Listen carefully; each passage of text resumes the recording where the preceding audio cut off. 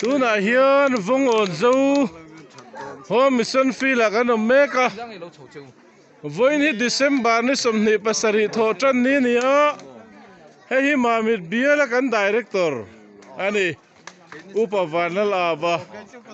then sai khama ko na kan director evan evlal matsuana then phai za kan tir ko lal hausa te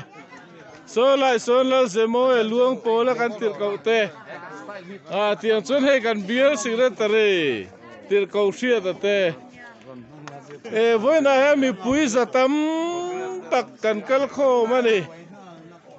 aro pui le a biak in thar kan la hong don lo wa lui kan thla phot to na kila khian kan missionary ares lal nun moya omboka a lui kan han thla na hi ka han tilang ma salo ka ni voi na hian kan lo me mani mi pui he te zo zai mai ka han kal khom thei hi Vawngawnzo home mission fail lalpan malasom le ko ran hote thorim na kan trong trai na te kan thil pek te kha a thon lo wani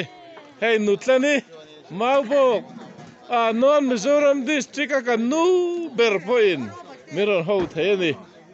voi ni kan ba han lom tak em ti kha report toy kan ron pe ma san lo kan ni